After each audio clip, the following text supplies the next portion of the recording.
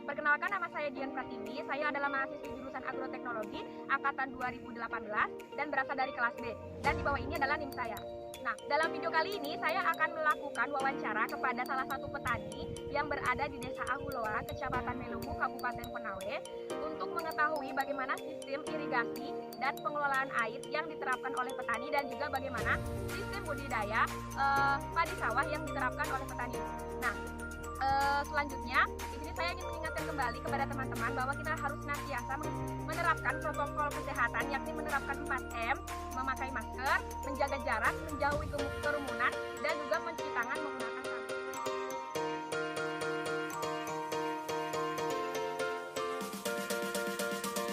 Teman-teman, jadi sekarang saya sudah bersama Bapak Purnomo. Beliau merupakan salah satu petani yang berada di Desa Ahuloa, Kecamatan Meluhu, Kabupaten Konawe. Oke, langsung saja. Di sini saya akan memberikan beberapa pertanyaan kepada Bapak. Yang pertama, lahan ini berapa luasnya kira-kira ya Pak? 1 hektar. Kalau untuk kepemilikan lahannya Pak, milik sendiri atau punya orang lain baru Bapak yang garap? Oh, pemilikan sendiri. Kalau untuk bibit yang dipakai, yang ditanam di sini, ini bibit lokal atau hibrida? Ini bibit semacam hibrida karena Ciliwung hibrida. Kalau untuk pupuk yang digunakan, ini pupuk organik atau pupuk kimia? Ini yang digunakan pupuk kimia karena organik itu jarang dipakai di sini. Kalau untuk pupuk kimianya sendiri jenisnya NPK atau urea Pak? Urea. Kalau untuk pengendalian hama dan penyakitnya Pak, menggunakan pestisida nabati atau pestisida kimia atau pestisida yang dalam bentuk kimia? Itu pestisida yang bentuk kimia. Nah, kalau untuk hasil panennya kira-kira dalam 1 kali tanam itu berapa kilo ya Pak? Kira-kira kalau dimisalkan berapa? Kalau artinya panen normal, 1 hektar itu mencapai 25. Kalau di karung 25 karung, kalau di ton itu sekitar 2,5 sampai 3 ton. Kintal toh. Kalau untuk irigasinya Pak, di sini dia menggunakan sistem apa? Sistem tada hujan atau? Sebenarnya itu irigasi ada bendungannya, cuman bendungannya itu tergantung dari curah hujan. Kalau curah hujan itu tinggi, otomatis air banyak. Tapi kalau musim kemarau tidak ada air. Jadi solusinya kalau misalnya tidak ada air begitu? Tidak ada hujan. Tidak ada hujan. Ya. Nah, kalau untuk penentuan waktu tanamnya Pak, ini kira-kira dia dalam satu tahun itu dia berapa kali musim tanam untuk Bapak sendiri? Kalau artinya curah hujan normal itu 1 tahun sampai 2 kali, tetapi kalau nanti dilihat hujan tidak normal artinya 1 tahun 1 kali. Kalau untuk jarak tanamnya Pak, untuk yang Bapak pakai? Kalau jarak tanam kan ini pakai tabela, jadi kita tidak bisa memastikan karena kita hambur saja. Jadi belum pasti ini jaraknya sekian-sekian, tidak bisa. Oke. Jadi kalau otomatis kalau di tabela pasti nanti akan melakukan yang namanya penyulaman ya Pak? Betul ya. Nah, kalau untuk melakukan penyulaman ini dilakukannya setelah beberapa minggu setelah tanam? Nah, penyulaman ini setelah nanti kurang lebihnya 20 hari setelah dihambur baru dilakukan penyulaman karena begini. Ini kan harus diperhatikan. 2 minggu setelah dihambur itu perhatikan rumputnya, artinya gulmanya toh. Nah, misalnya nanti itu ada gulma, kita harus adakan penyemprotan. Setelah disemprot berapa hari dikasih air baru dilakukan penyulaman. Nah, kalau setelah itu kan pasti ada lagi pemeliharaan lainnya, terutama misalnya dia dikasih pupuk. Nah, kalau untuk pupuknya sendiri Bapak menggunakan dosisnya berapa? Kalau untuk khusus ureanya tadi? Kalau urea dalam 1 hektar itu biasa saya pakai sampai 2 karung, itu bisa dikatakan 1 kental dalam 1 kali mupuk.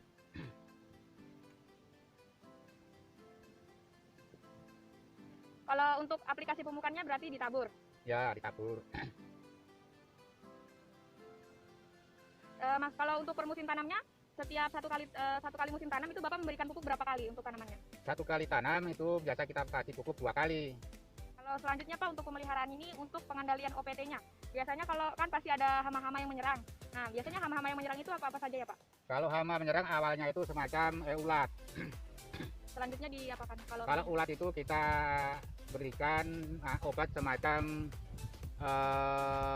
apa namanya itu, apronil bisa, terus sidatan bisa, terus spontan bisa, banyak sekali macamnya itu.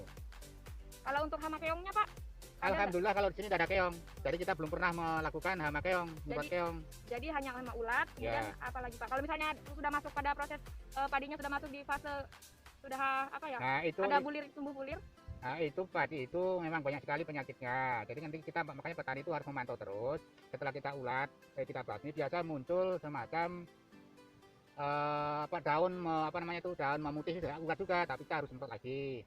Nah, terus ada muncul semacam penggerek batang, itu kita semprot lagi. Itu dilihat nanti umur padi. Biasanya kalau penggerek batang, itu dulu. Biasanya kalau semacam penyakit selendep yang itu di dalam pohon padi itu diperhatikan ada kupu-kupu putih. Setelah kupu-kupu putih itu banyak yang jatuh di lahan atau di sawah, itu secepatnya kita penyemprotan, yaitu pakai spontan tadi itu. Nah, nanti setelah spontan, artinya padi sudah mau berisi, ada yang namanya itu penggerek batang. Maka itu kita kasih lagi obat semacam apronil. Nah, ada juga semacam obat, artinya yang mau keluar bunga, itu harus kita semprot lagi pakai banyak macamnya. Jelas kalau itu walang harus kita semprot, apalagi bisa juga pakai apronil bisa, spontan bisa, yang itu kan namanya jenis ulat. Dan semprot itu sudah pasti nanti hilang. Kalau hama kupu putih itu bagaimana Pak? Nah, justru itu kupu putih itu saya bilang itu memang susah sekali diberantas. Itu memang susah sekali.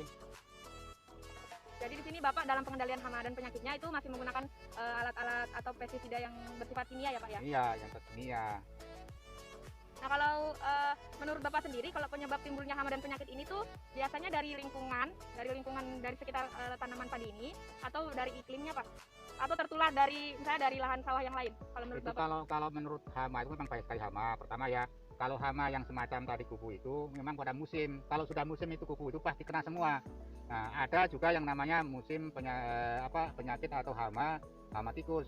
Nah, itu ada musimnya juga. Hanya biasanya kita lakukan kalau hama tikus itu kita bersihkan lingkungan sawah.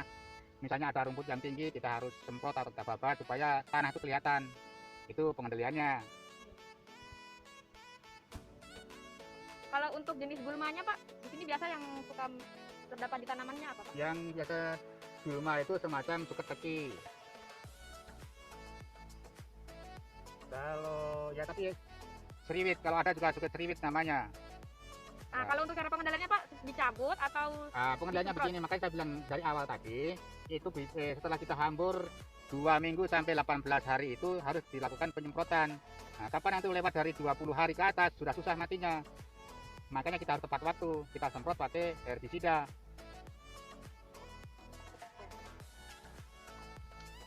Biasanya Pak kalau untuk penyemprotan pestisidanya itu berapa kali untuk setiap musimnya?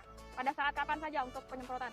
Kalau herbisida untuk rumput itu yang jelas macam-macam, karena itu rumput yang semacam lindungi itu hanya untuk teki.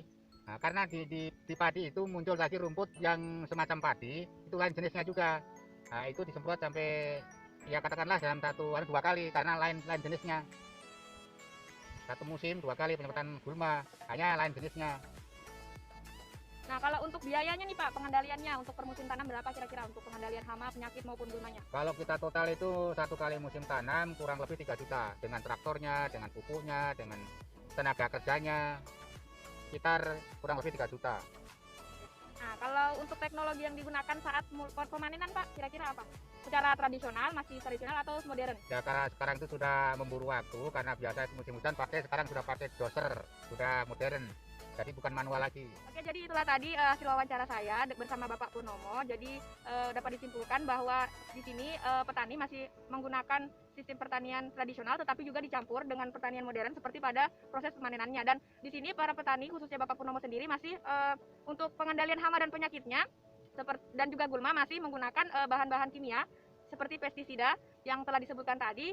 Dan untuk selanjutnya saya ucapkan terima kasih kepada Bapak atas kesempatannya untuk saya wawancara. Begitu saja, jadi wabillahi taufiq wal hidayah. Wassalamualaikum warahmatullahi wabarakatuh. Waalaikumsalam warahmatullahi wabarakatuh.